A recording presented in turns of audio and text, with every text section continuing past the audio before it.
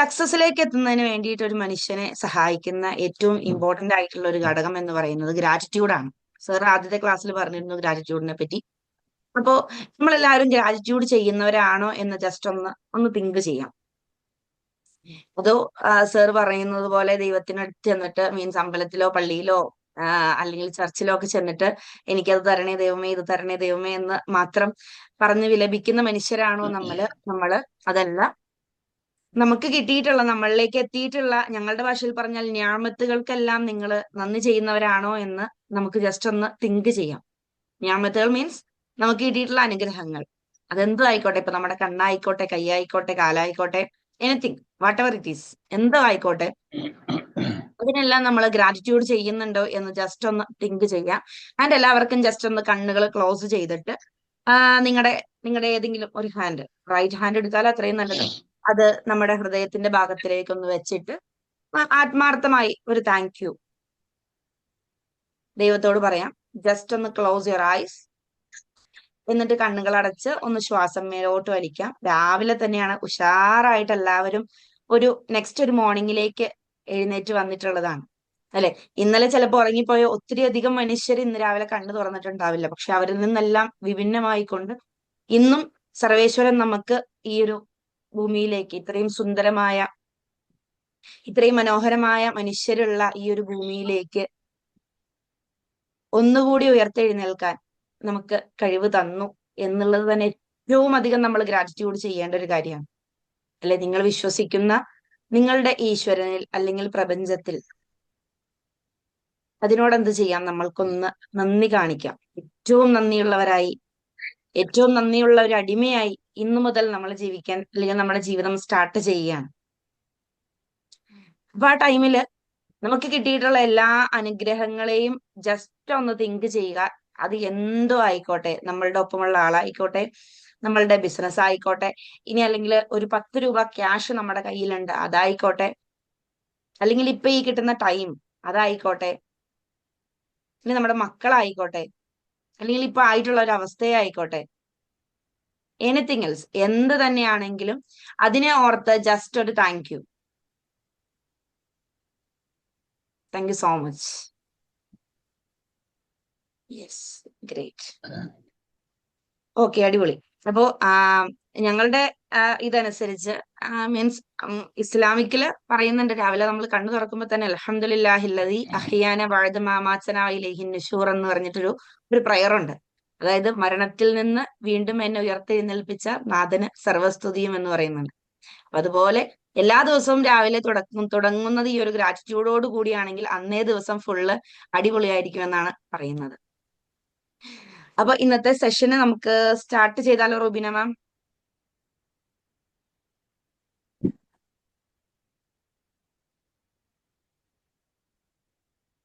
Start ചെയ്യാൻ sir എത്തിയിട്ടില്ലേ?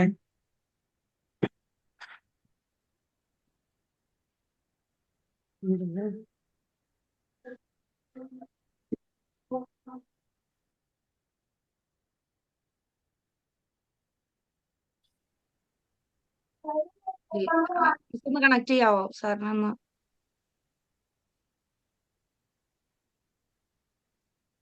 Okay, sir ഉണ്ട് കേട്ടോ, റെഡിയാണ്. Okay okay. അപ്പൊ നമ്മുടെ തേർഡ് ഡേയിലേക്ക് നമ്മൾ വന്നിരിക്കുകയാണ്. അപ്പൊ ഇന്നത്തെ സെഷനും ഇന്നത്തെ ദിവസവും ഏറ്റവും ബെറ്റർ ആവട്ടെ എന്ന് ഞാൻ ആശംസിക്കുന്നു. So let me welcome Shine sir. Sir, up to you. Good morning sir, welcome sir. Good morning, good morning. Sound കേൾക്കാൻ പറ്റുന്നുണ്ടല്ലോ അല്ലെ? Yes sir. കേൾക്കാം കേൾക്കാം. ക്ലിയർ ആണ്, ക്ലിയർ ആണ്. Welcome, welcome all, welcome. അപ്പൊ നമ്മുടെ മിറാക്കിൾ മോർണിംഗ് ട്രാവൽ തുടരുകയാണ് വിജയകരമായി. ഓരോ ദിവസവും ആളുകൾ കൂടി വന്നുകൊണ്ടിരിക്കുകയാണ് അല്ലേ?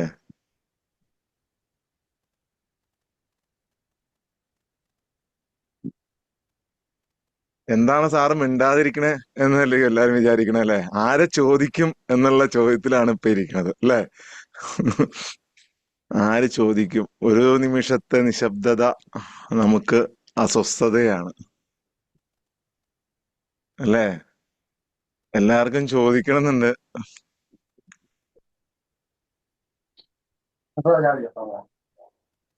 നമുക്കൊരു എല്ലാ ദിവസവും പോലെ തന്നെ ഒരു ചെറിയ കഥ പറയാം. പക്ഷെ എല്ലാ ദിവസവും കഥയുണ്ടാവും എന്ന് വിചാരിച്ചാരും കേറരുത്. ഓക്കെ, ഇന്നൊരു കഥ എന്ന് പറഞ്ഞു കഴിഞ്ഞു കഴിഞ്ഞാൽ ഒരു ഗ്രാമത്തിൽ ജീവിച്ചിരുന്ന ഒരു പിതാവിന്റെയും പുത്രന്റെയും കഥയാണ്. ഭയങ്കര ഭയങ്കര സ്നേഹമായിരുന്നു പിതാവും പുത്രനും. ഭയങ്കര സ്നേഹം. ആളുകളൊക്കെ പറയും എന്ത് ഇഷ്ടമാണ് ഈ പിതാവും പുത്രനും തമ്മിൽ, ഭയങ്കര ഇഷ്ടമാണ്. അങ്ങനെ പുത്രനെ പിതാവ് വളർത്തി വലുതാക്കി വിവാഹപ്രായമായി.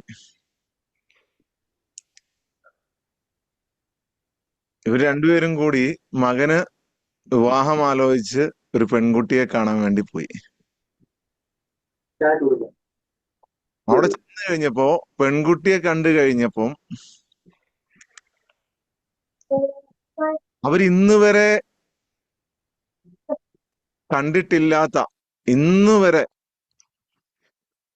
കണ്ടിട്ടില്ലാത്ത അത്ര സൗന്ദര്യമുള്ള ഒരു പെൺകുട്ടി. അവരുടെ ജീവിതത്തില് ഇന്ന് വരെ കണ്ടിട്ടില്ലാത്ത അത്ര സൗന്ദര്യമുള്ള ഒരു പെൺകുട്ടി.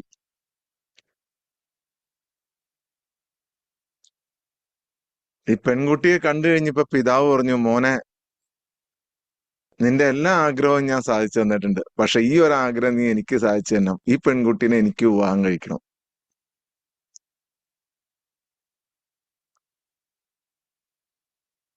ലോകത്ത് അത്രയും സ്നേഹമുള്ള അച്ഛനും മകനും വേറെ ഉണ്ടായിരുന്നില്ല ലോകത്ത്.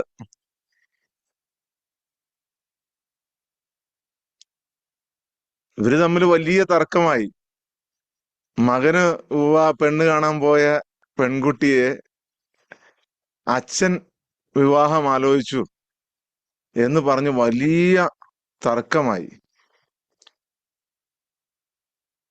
ഇവര് ഈ പെൺകുട്ടിയെയും കൂട്ടി ആ നാട്ടിലെ ഗ്രാമമുഖ്യന്റെ അടുത്ത് വന്നു. ആളുകളൊക്കെ ഓടിക്കൂടി. മകന് കാണാൻ പോയ പെൺകുട്ടിയെ, മകന് വിവാഹം കഴിക്കാൻ വേണ്ടി കാണാൻ പോയ പെൺകുട്ടിയെ പിതാവിന് വിവാഹം കഴിക്കണം എന്ന് പറഞ്ഞുകൊണ്ട്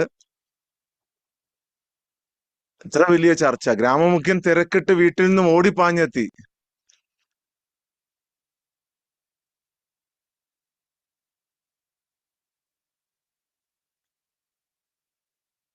ഗ്രാമമുഖ്യനും ആ പെൺകുട്ടിയുടെ നേരെ ഒന്ന് നോക്കി. ഉടനെ ഗ്രാമമുഖ്യൻ പറഞ്ഞു,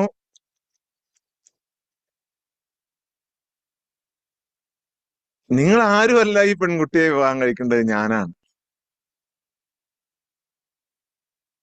നിങ്ങൾക്ക് രണ്ടുപേർക്കും ഇതിന് യോഗ്യതയില്ല. ഉടനെ നാട്ടില് ഭയങ്കര കലാപമായി, ഭയങ്കര പ്രശ്നമായി. നാട്ടിലെ പ്രമാണിമാരെല്ലാം ഓടിക്കൂടി ഇങ്ങനൊരു സംഭവം അറിഞ്ഞ്. ഉടനെ ഇത് വലിയ കോടതിയിലേക്ക്, രാജാവിന്റെ കോടതിയിലേക്ക് ഈ പ്രശ്നം വന്നു. എല്ലാവരും ഒത്തുകൂടി, ഒരുപാട് ജനങ്ങൾ, വലിയ പ്രമാണിമാരൊക്കെ വന്നു. അതിലേറ്റവും വലിയ പ്രമാണിമാർ പറഞ്ഞു, എനിക്കാണ് അവളെ വിവാഹം കഴിക്കേണ്ടത് എന്ന് പറഞ്ഞുകൊണ്ടിരുന്നു. കോടതിയിലെ അന്നത്തെ ഏറ്റവും വലിയ സുപ്രീം കോർട്ട് എന്ന് പറയാം, ആ കോടതിയിലെ ന്യായാധിപൻ വന്നു.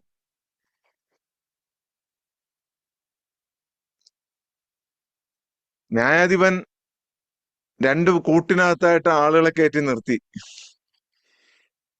ഗ്രാമമുഖ്യനെയും അച്ഛനെയും മകനെയും മറുകൂട്ടിൽ ഈ പെൺകുട്ടിയെയും കയറ്റി നിർത്തി. പെൺകുട്ടി അപ്പോഴും ഒന്നും മിണ്ടുന്നില്ല, ഒന്ന് പുഞ്ചിരിച്ചുകൊണ്ട് നിൽക്കുകയാണ്.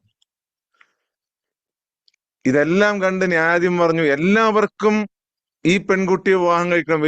എല്ലാവരും പ്രശ്നം ഉണ്ടായിക്കൊണ്ടിരിക്കുകയാണ്. ഇതിനൊരു തീർപ്പായിട്ട് ഞാനൊരു കാര്യം പറയാം, ഞാൻ ഈ പെൺകുട്ടിയെ വിവാഹം കഴിക്കാം. അപ്പൊ പിന്നെ നിങ്ങൾക്ക് പ്രശ്നമൊന്നുമില്ല. ഞാൻ ഈ രാജ്യത്തെ ഏറ്റവും വലിയ കോടതിയിലെ ഏറ്റവും ഉയർന്ന വിധി പ്രസ്താവിക്കുന്ന ആളാണ്. അവിടെ വലിയ കലാപങ്ങൾക്ക് സാധ്യതയായി. രണ്ടു പക്ഷമായി ആളുകൾ തിരിഞ്ഞു. വലിയ വലിയ പണമുള്ള ഒരുപാട് അധികാരമുള്ള ആളുകൾ വന്നിട്ട് ഞാനാണ് അവളെ വിവാഹം കഴിക്കേണ്ടത് എന്ന് അറിഞ്ഞ് ആക്രോശിക്കാൻ തുടങ്ങി. പാവപ്പെട്ടവർ ഒരവകാശവാദം പോലും ഉന്നയിക്കാൻ കഴിയാത്ത തങ്ങളുടെ ദുരവസ്ഥയെക്കുറിച്ച് അവർ പരിതപിക്കാൻ തുടങ്ങി. ഓഹ്, എനിക്കൊന്ന് ചോദിക്കാൻ പോലും പറ്റുന്നില്ലല്ലോ ഈ പെൺകുട്ടിയെ വിവാഹം കഴിക്കണമെന്ന്. ഞാൻ അത്രയ്ക്ക് ഗതികെട്ട അവസ്ഥയിലാണല്ലോ. വലിയ വിഷയമായി. ഉടനെ ഇത് രാജാവിന്റെ അടുത്തെത്തി. ഇനി എങ്ങോട്ടും പോകാനില്ല. ഈ പെൺകുട്ടിയെ കണ്ട മാത്രയിൽ രാജാവ് പറഞ്ഞു, ഞാൻ നിങ്ങളുടെ രാജ്യത്തിന്റെ രാജാവാണ്, നിങ്ങളെല്ലാവരും എന്റെ പ്രജയാണ്, ഞാൻ ഇവിടെ വിവാഹം കഴിക്കും. ഇത് കേട്ടറിഞ്ഞ അന്യനാട്ടുകളിൽ നിന്ന് രാജാക്കന്മാർ വരെ ഓടിയെത്തി. ഇവരെല്ലാം പറഞ്ഞു, ഞങ്ങൾക്ക് ഇവിടെ വിവാഹം കഴിക്കണം. രാജ്യവും അയൽ രാജ്യങ്ങളും എല്ലാം ഈ പെൺകുട്ടിയുടെ പേരിൽ ഭയങ്കര കലാപത്തിലേക്ക് പോവാൻ തുടങ്ങി. യുദ്ധസമാനമായ സാഹചര്യം ഉണ്ടായി. ഉടനെ രാജഗുരുവിനോട് വരാൻ പറഞ്ഞു. രാജഗുരു വന്നു. അത്രയും നേരം ചോദിക്കാതിരുന്നൊരു കാര്യം രാജഗുരു ആ പെൺകുട്ടിയോട് ചോദിച്ചു, നിനക്കാരെ വിവാഹം കഴിക്കണം?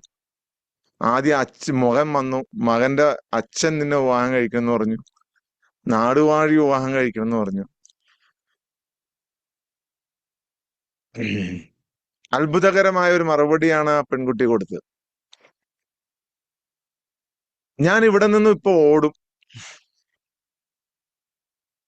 എന്നെ തൊടുന്ന ആൾക്ക് എന്നെ വിവാഹം കഴിക്കാം. ഇത് പറഞ്ഞതും രാജസദസ്സിൽ നിന്നും ഇറങ്ങിയ ആ പെൺകുട്ടി അസ്ത്രം വിട്ട കണക്ക് റോക്കറ്റ് പോലെ പായാൻ തുടങ്ങി.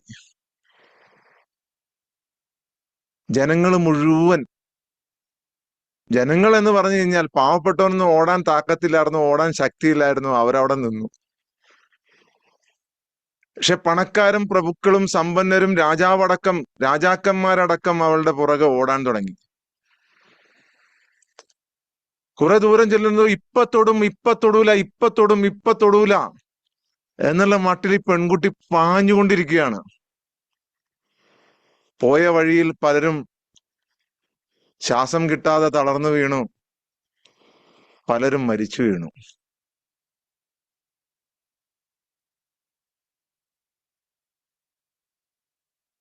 ഇന്നും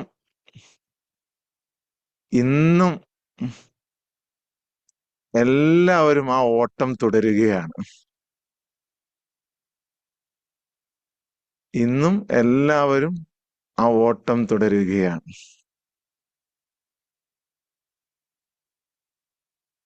വെറും നൈമിഷികമായ,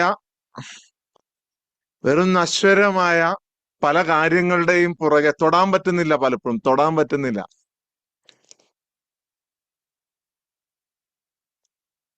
നമ്മൾ അതിന്റെ പുറകെ ഓടുന്നത് കൊണ്ടാണ് നമ്മൾ അതിന്റെ അടിമയായി മാറുന്നത്. അവിടെ ആരെങ്കിലും നിന്നിരുന്നെങ്കിൽ, പുറകെ ഓടാതെ ആരെങ്കിലൊക്കെ ശക്തമായ മനസ്സോടുകൂടി നിൽക്കാൻ തയ്യാറായി കഴിഞ്ഞു കഴിഞ്ഞാൽ നിങ്ങളുടെ അടിമയായി ആ പെൺകുട്ടി മാറും. സമ്പത്ത്, ആരോഗ്യം, ധൈര്യം, ആത്മവിശ്വാസം, ഇതെല്ലാം കൂടിക്കലർന്നതാണ് ആ ലോകത്തെ മുഴുവൻ ഭ്രമിപ്പിക്കുന്ന ആ സൗന്ദര്യം എന്ന് പറയുന്നത്. അത് നിങ്ങൾക്ക് തൊടണമെന്നുണ്ടെങ്കിൽ നിങ്ങൾ ഓടാതെ നിൽക്കുക. എല്ലാത്തിന്റെയും പുറകെ ഓടാൻ തുടങ്ങി കഴിഞ്ഞാൽ ഒന്നും പുറകെ എത്തൂല. നിങ്ങൾ അവിടെ നിൽക്കണം. ഞാൻ കഴിഞ്ഞ ദിവസങ്ങളിലെല്ലാം പറഞ്ഞതുപോലെ നിങ്ങളുടെ ഉള്ളിൽ ഒരു യുദ്ധം നടക്കുന്നുണ്ട്. ആ യുദ്ധത്തിൽ നിങ്ങൾ ഒരിക്കലും ശ്രദ്ധ കൊടുക്കരുത്. നിങ്ങളുടെ മനസ്സിന്റെ ഉള്ളിൽ ഒരു അച്ഛനുണ്ട്, ഒരു അമ്മയുണ്ട്, ഒരു മകനുണ്ട്, ഒരു മകളുണ്ട്. നിങ്ങൾ സ്ത്രീയോ പുരുഷനോ ആയിക്കൊള്ളട്ടെ. ഇത്തരം സ്നേഹമുള്ള എല്ലാ വികാരങ്ങളും നിങ്ങളുടെ ഉള്ളിലുണ്ട്. നിങ്ങൾക്ക് ആരോടെങ്കിലും ദേഷ്യം തോന്നുന്നുണ്ട്, വിഷമം തോന്നുന്നുണ്ടെങ്കിൽ അതിന്റെ അർത്ഥം നിങ്ങളുടെ ഉള്ളിലുള്ള അച്ഛനോടും അമ്മയോടും മകളോടും മകനോടും ഒന്നും നിങ്ങൾക്ക് സ്നേഹം തോന്നുന്നില്ല എന്നുള്ളതാണ്. ചിലർക്ക് കൂടുതൽ തോന്നും. അങ്ങനെയാണ് ഒരു ട്രാൻസ്ജെൻഡർ അവസ്ഥയൊക്കെ കണ്ടിട്ടില്ലേ, അതിലേട്ടൊക്കെ വരുന്നത്. ചിലർക്ക് ആണിന് ഉള്ളിലുള്ള പെണ്ണിനോട് കൂടുതൽ സ്നേഹം തോന്നും. അങ്ങനെയല്ല, അതൊരു ബാലൻസിങ് ആയിട്ട് നമ്മുടെ ലൈഫില് ഉള്ള ഉള്ളിലുള്ള എല്ലാരോടും നമുക്ക് സ്നേഹം തോന്നണം. നമ്മുടെ ഉള്ളിൽ ഒരുപാട് സ്നേഹവും ധൈര്യവും ആത്മവിശ്വാസവും എല്ലാം ഉറങ്ങിക്കിടക്കുന്നുണ്ട്. ഒരു വലിയ വീടാണെന്ന് നിങ്ങൾ വിചാരിക്കുക. നിങ്ങളുടെ ശരീരം വലിയ വീട്. നിങ്ങളുടെ മനസ്സൊരു കുതിരയാണ്, നിങ്ങളൊരു കുതിരക്കാരനാണ്. നിങ്ങളുടെ ആത്മാവാണ് ആ കുതിരയെ തെളിയിക്കുന്നത്.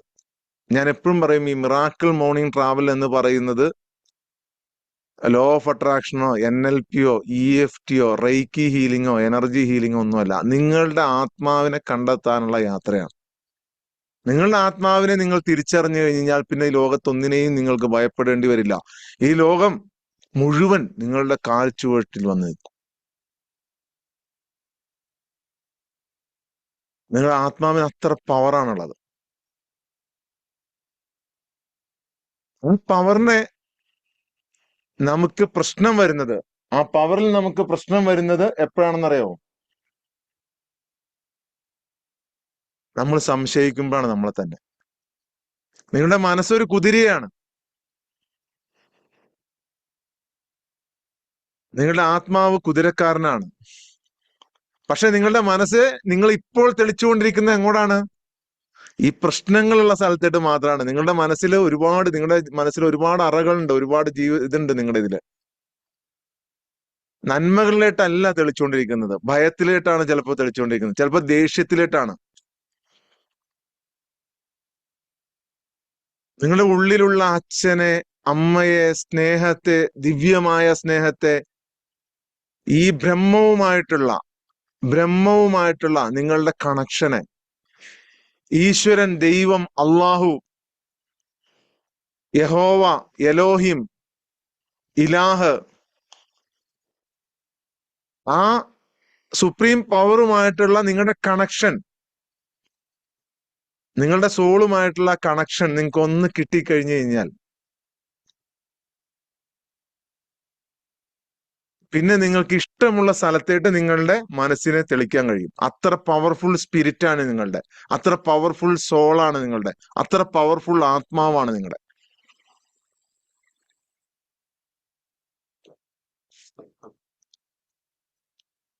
നിങ്ങൾ ആ ആത്മാവിനെ ഒന്ന് തെളിച്ചാൽ മാത്രം മതി.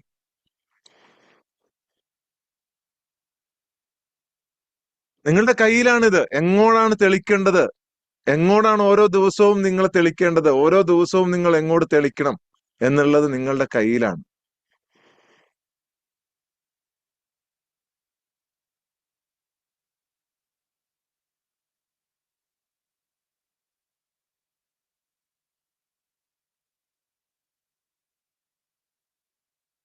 എങ്ങനെയാണ് മനുഷ്യരുടെ ഉള്ളിൽ ദേഷ്യം ഉണ്ടാകുന്നതെന്ന് അറിയാവോ? ദേഷ്യം ആദ്യം പൊടിമൊട്ടി വിളയ്ക്കുന്നത് എങ്ങനെയാണ്? ആദ്യമായി ദേഷ്യം ഉണ്ടാകുന്നത് എങ്ങനെയാണ് ഒരാൾക്ക്?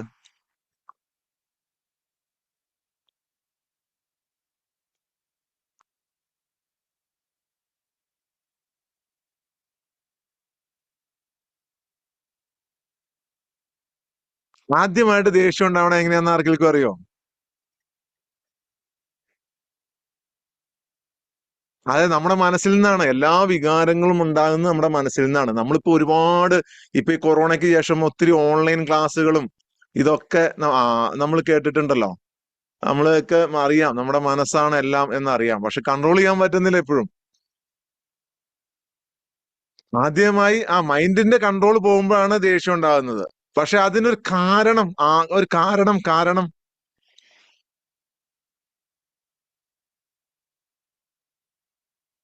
വിശക്കുമ്പോഴുമല്ല, അത് കഴിഞ്ഞ് അതിനപ്പുറത്തൊരു കാര്യമുണ്ട്.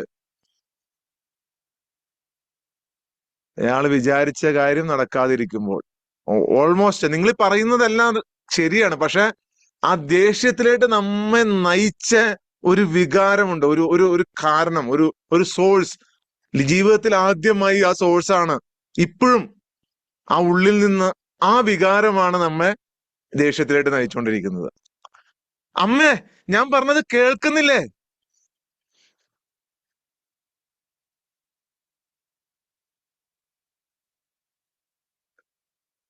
കുഞ്ഞായിരുന്നപ്പോ വിശക്കുമ്പോ കൊച്ചു കരയുമല്ല എന്ന് ചെയ്തോണ്ടിരുന്ന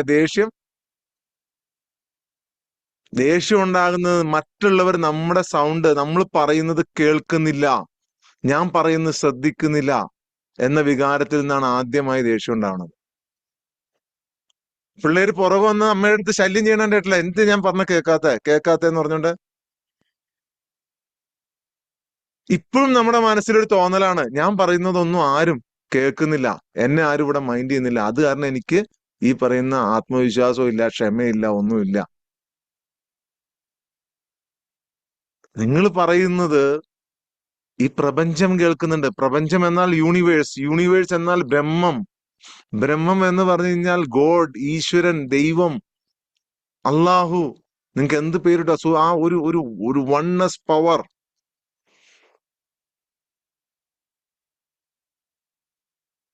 പക്ഷെ നിങ്ങൾ ശ്രമിക്കുന്നത് മറ്റ് ആൾക്കാർ കേൾക്കാൻ വേണ്ടിയിട്ടാണ്, മറ്റുള്ളവർ കേൾക്കാൻ വേണ്ടിയിട്ടാണ്.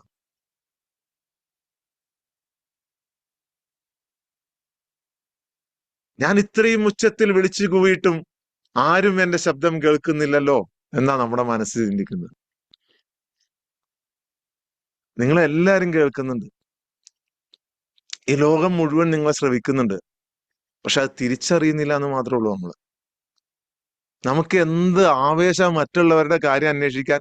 ലോകത്തെ മുഴുവൻ സ്ട്രെസ്സിന്റെയും ടെൻഷന്റെയും കാരണം തുടങ്ങുന്നത് തന്നെ മറ്റുള്ളവരുടെ കാര്യം അന്വേഷിച്ചു പോകുമ്പോഴാ. രാവിലെ എഴുന്നേറ്റിട്ടുണ്ടെങ്കിൽ മൊബൈലിന്റെ നോട്ടിഫിക്കേഷൻ ഓൺ ചെയ്യുക, ഫേസ്ബുക്ക് തുറക്കുക, പിന്നെ ലോകത്തുള്ള സകല ഫിത്തനകളും സകല പ്രശ്നങ്ങളും നിങ്ങളുടെ വിരൽ തുമ്പിലായി. ഇസ്രയേലിൽ പാലസ്തീൻ പ്രശ്നം, അമേരിക്കയിൽ പ്രശ്നം, ഇവിടെ സാമ്പത്തിക പ്രശ്നം, അവിടെ റേപ്പ്, സകല പ്രശ്നങ്ങളും നിങ്ങളുടേതായി കഴിഞ്ഞു. നിങ്ങൾ വിചാരിക്കുന്ന ഞാനിതൊരു ജസ്റ്റ് കണ്ടുപോകുന്നുള്ളൂ. പ്രിയ സഹോദരി സഹോദരന്മാരെ, ആ കണ്ടുപോകുന്നതിനെയാണ് എന്റർടൈൻമെന്റ് അഥവാ വിനോദം എന്ന് പറയുന്നത്. നിങ്ങളൊരു ലൂപ്പിൽ പെടുവാണ് രാവിലെ തന്നെ. നിങ്ങൾ രസത്തിന് കണ്ടുപോവാണ്, രസമാണ് എന്റർടൈൻമെന്റ്. ആ എന്റർടൈൻമെന്റ് ആണ് നമ്മെ മുന്നോട്ട് നയിക്കുന്നത്. പക്ഷെ നമ്മള് ഇപ്പോൾ ഈ ചെയ്യുന്ന നമ്മുടെ ഈ പ്രോസസ് ഒരു ആത്മാവിനെ ഉണർത്തുന്ന process, awakening the spirit, awakening the soul. ഈ ആത്മാവ് ഉണർന്നു കഴിഞ്ഞു കഴിഞ്ഞാൽ പിന്നെ നിങ്ങൾക്ക് ഇതൊന്നും ശ്രദ്ധിക്കാൻ സമയം ഉണ്ടാവില്ല. ഇനിയിപ്പോ ശ്രദ്ധിച്ചാൽ തന്നെ അതിനകത്തേക്ക് നിങ്ങളുടെ മനസ്സ് പോവില്ല. ഇപ്പൊ അങ്ങനെയല്ല, നിങ്ങൾ പോലും അറിയാതെ, നിങ്ങൾക്ക് തന്നെ കാരണം അറിയാൻ പറ്റുന്നില്ല എന്തുകൊണ്ടാണ് എനിക്കൊരു ചില സമയത്ത് ഞാൻ കാര്യങ്ങൾ മറന്നു പോകുന്നത്. നിങ്ങൾ ശ്രദ്ധിച്ചിട്ടില്ല, ഈ കൊറോണയ്ക്ക് ശേഷം പലർക്കും ഉണ്ട്, പെട്ടെന്ന് ചില കാര്യങ്ങൾ മറന്നുപോകും, ചെയ്തുകൊണ്ടിരിക്കുമ്പോൾ മറന്നു, പെട്ടെന്ന് പറഞ്ഞ എന്തോ പറയാൻ വന്നിട്ട് പോയി, ഇല്ലേ? ഒത്തിരി പേർക്കുണ്ട്, ഒരുപാട് പേർക്ക്. എന്നെ ചില സമയത്തൊക്കെ റുബീനാവുക്ക് ഫോൺ ചെയ്തിട്ട് ആ റിങ് അടിച്ച് ബെല്ല് അടിച്ച് ഞാൻ ഫോൺ എടുക്കുമ്പോഴത്തേക്കും പറയും, ഷോ പറയാൻ വന്ന കാര്യം മറന്നുപോയി എന്ന് പറയും. ഒന്ന് ആലോചിച്ച് നോക്കി.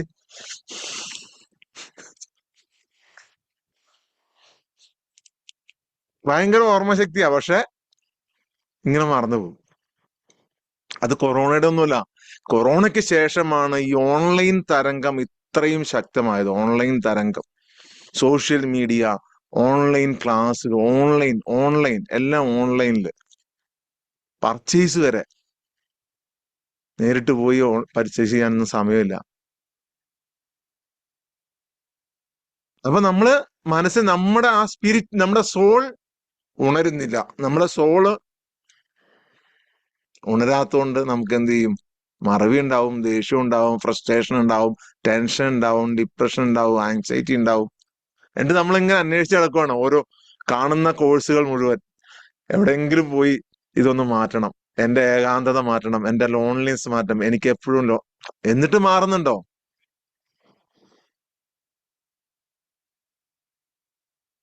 കാരണം ഒരിക്കൽ പോലും നിങ്ങൾ നിങ്ങളിലേക്ക് നോക്കിയിട്ടില്ല. എല്ലാ അസുഖങ്ങളുടെയും എല്ലാ മെന്റൽ ഡിപ്രഷനുകളുടെയും എല്ലാത്തിന്റെയും ഹീലിംഗ് എന്ന് പറയുന്നത് നിങ്ങളുടെ ഉള്ളിൽ തന്നെയാണ്. നിങ്ങളുടെ ഉള്ളിലുള്ള സ്പിരിറ്റാണ്. ശാരീരികപരമായും മാനസികപരമായും ആത്മീയപരമായും ഉള്ള ഉണർവെല്ലാം ഇരിക്കുന്നത് നിങ്ങളുടെ സ്പിരിറ്റിലാണ്, നിങ്ങളുടെ സോളിലാണ്. ആ സോളിനെ കണ്ടെത്തി കഴിഞ്ഞു കഴിഞ്ഞാൽ, എല്ലാ ദിവസവും ഞാൻ റിപ്പീറ്റ് ചെയ്യുന്നു, ഭഗവത്ഗീത, ബൈബിൾ, ഖുർആൻ എല്ലാം പറഞ്ഞതുപോലെ നിങ്ങൾ നിങ്ങളെ കണ്ടെത്തിയാൽ നിങ്ങൾ എന്നെ കണ്ടെത്തി. ആരെ കണ്ടെത്തി? ഈശ്വരനെ കണ്ടെത്തി. കണ്ടെത്താനുള്ള യാത്രയാണിത്. ഈ യാത്രയിൽ നിങ്ങൾ ചെയ്യേണ്ടത് ഒരു ദിവസം പോലും ഇടതടവിലില്ലാതെ രാവിലെ ഈ പറയുന്ന ഒരു 45 മിനിറ്റ് 50 മിനിറ്റ് നമ്മൾ ഇതിന്റെ കൂടെ ഇരിക്കുക എന്നുള്ളതാണ്.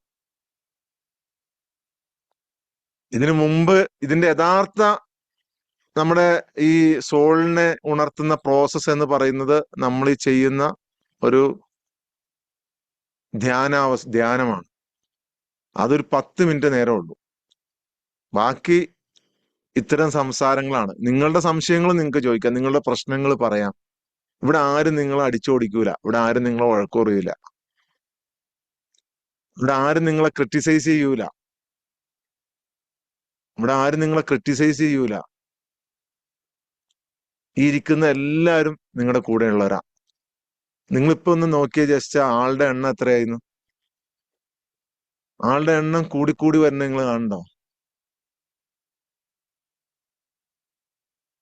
88 പേരായി. എല്ലാവരും സ്വന്തം ആത്മാവിനെ തിരിച്ചറിയാൻ വേണ്ടി വരുന്നതാണ്. എന്താണ് എൻ്റെ ഉള്ളിലെ പവർ? അതൊന്ന് മനസ്സിലാക്കി കിട്ടിക്കഴിഞ്ഞു കഴിഞ്ഞാൽ എനിക്ക് രക്ഷപ്പെടാമല്ലോ. നിങ്ങൾക്ക് രക്ഷപ്പെടാം. നിങ്ങൾ ജസ്റ്റ്, അതായത് ഈ ഒരു പ്രോസസ്സ്, നിങ്ങളുടെ ഉള്ളിലുള്ള ആ ആത്മാവും ഈ പ്രപഞ്ചവും യൂണിവേഴ്സുമായിട്ടുള്ള ആ കണക്ഷൻ നിങ്ങൾക്ക് കിട്ടാൻ വേണ്ടി വേണ്ട 41 ദിവസമാണ്. അപ്പൊ ഇന്ന് ആദ്യമായിട്ട് വന്ന ആളുകൾ കാണും. ഇപ്പൊ 89 പേരായി. ഇത് 90 ആവും. 100 ആയി കഴിഞ്ഞ് കഴിഞ്ഞാൽ പിന്നെ ആർക്കും കയറാൻ പറ്റാതെയാവും. 10-11 പേരും കൂടെ വന്നു കഴിഞ്ഞാൽ പിന്നെ ഇതിനകത്ത് കയറാൻ പറ്റൂല. 100 പേർക്കേ കയറാൻ പറ്റുള്ളൂ. 100 പേരുടെ സൂം ഉള്ളൂ ഇത്.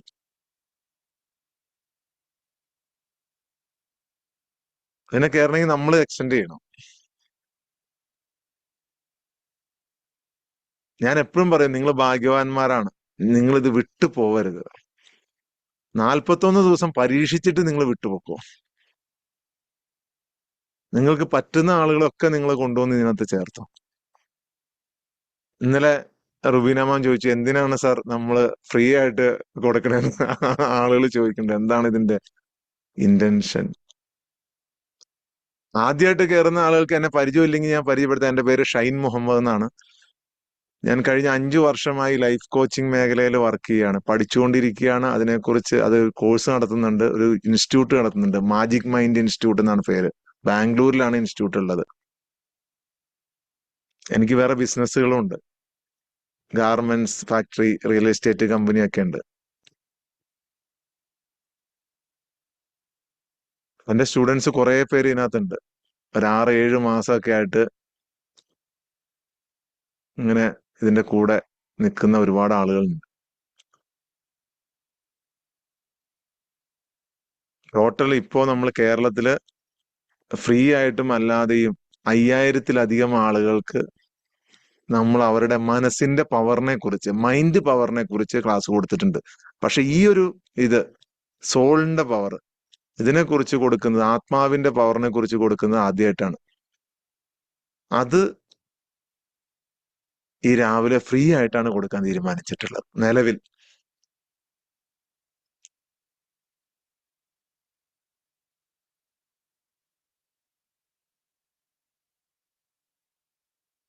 സോജാമാം ഇനിയാണോ ഇൻട്രോ എന്ന് വെച്ചിട്ടുണ്ട്. അപ്പൊ നിങ്ങൾ സോജാമാമിനെ വിളിക്കായിരുന്നു എന്ത്? ഏ ഔഷിത്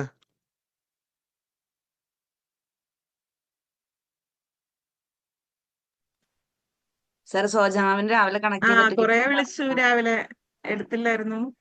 ഞങ്ങളുണ്ടായിരുന്നല്ലോ. ഞാൻ തുടക്കം ഫസ്റ്റിലെ മുതൽ ഞാൻ തുടക്കത്തിൽ ഇതിൽ ഇരിപ്പുണ്ട് ആള്, പക്ഷെ ഫോൺ എടുക്കുന്നുണ്ടായിരുന്നില്ല. നമുക്ക് നാളെ ആക്കിയാലോ? Okay no problem. Very good. സോജാമാം നമ്മുടെ ഒരു കോച്ചാണ്. ഓക്കെ, നമ്മുടെ 20 കോച്ചുമാർ ഇതിനകത്തുണ്ട്. 19 കോച്ചുമാരും ഞാനും, ടോട്ടൽ 20 പേരുണ്ട്. 20 പേര് നിങ്ങൾക്ക് സർവീസ് ചെയ്യാൻ വേണ്ടി ഇരിക്കുകയാണ്. 20 പേര് ഓരോ ദിവസവും മാറി മാറി അവരുടെ സംസാരങ്ങൾ നിങ്ങൾക്ക് കാണാൻ പറ്റും, കേൾക്കാൻ പറ്റും. Thank you Arun sir, thank you. Arun Vasan സാറൊക്കെ നമ്മുടെ പഴയ ആളുകളാണ്. എന്ന് വെച്ചിട്ടുണ്ടെങ്കിൽ 7 മാസമായിട്ട് ഇതിന്റെ കൂടെ ഉണ്ട്. നമ്മൾ ആദ്യം തുടങ്ങിയത് മൈൻഡ് പവർ ആണെങ്കിലും നമ്മളിപ്പോ കൊടുക്കുന്നത് ഈ നിങ്ങളുടെ ആത്മാവിനെ ശുദ്ധീകരിക്കുക എന്നുള്ള ഒരു പ്രോസസ്സാണ്. ഇത് ശുദ്ധീകരിച്ചു കഴിഞ്ഞാൽ നിങ്ങൾക്ക് ലൈഫിൽ ഞാൻ പറയില്ല, ഇത് നമ്മുടെ സോൾ, നമ്മുടെ ആത്മാവ് എന്ന് പറയുന്നത് അനന്തമില്ലാത്തതാണ്. നമ്മൾ ഇത് പുതുതായിട്ട് വന്ന ആളുകൾക്ക് വ്യക്തമാവാൻ വേണ്ടി പറയാം. നമ്മുടെ കൈ മുറിയും എന്ന് പറഞ്ഞാൽ നമ്മൾ വിശ്വസിക്കും, അല്ലെ? കൈ മുറിയും, കൈ മുറിഞ്ഞു തന്നെ പോകുമെന്ന് പറഞ്ഞാലും നമ്മൾ വിശ്വസിക്കും. കാല് മുറിഞ്ഞു പോകുമെന്ന് പറഞ്ഞാലും യെസ്, പോസിബിലിറ്റീസ് ഉണ്ട്. ഒരു ആക്സിഡന്റ് പറ്റി ചിലപ്പോ നമ്മുടെ ഒരു കഴുത്ത് തന്നെ മുറിഞ്ഞു പോവാം, അല്ലെ? മുറിഞ്ഞു പോവാം, കഴുത്ത് മുറിഞ്ഞു പോയി, അല്ലെങ്കിൽ നമ്മൾ മരണപ്പെട്ടു പോയി, മരിച്ച് അവിടെ കിടക്കുവാണെന്ന് നമുക്ക് സങ്കല്പിക്കാം. നമ്മൾ മരിച്ചു കിടക്കുവാണെന്ന് സങ്കല്പിക്കാം. പക്ഷെ നമ്മളില്ലാതായി എന്ന് ആർക്കെനിക്ക് സങ്കല്പിക്കാൻ പറ്റുന്നുണ്ടോ? നമ്മൾ തന്നെ ഇല്ലാതാവുന്നു? ഇല്ല, പറ്റൂല. പറയാം, ഒരു നിരീശ്വരവാദി അല്ലെങ്കിൽ ഒരു യുക്തിവാദിക്ക് പറയാം, ഈ ശരീരം മണ്ണടിഞ്ഞു കഴിഞ്ഞു കഴിഞ്ഞാൽ എല്ലാം ദ്രവിച്ചു പോയി എന്ന് പറയാം. വിശ്വസിക്കുക എന്ന് പറയുന്നത് ബുദ്ധിമുട്ടാണ്. വിശ്വസിക്കുക എന്ന് പറയുന്നത് ബുദ്ധിമുട്ടാ. പറയുമ്പോഴൊക്കെ ഞാൻ ഇല്ലാതാകുമോ എന്ന ചോദ്യം ഇപ്പുറം വന്ന് നിൽക്കും. കാരണം ഞാൻ ഇല്ലാതാകുന്നില്ല എന്നുള്ളതാണ്. നമ്മൾ ആരും ഇല്ലാതാകുന്നില്ല എന്നുള്ളതാണ്.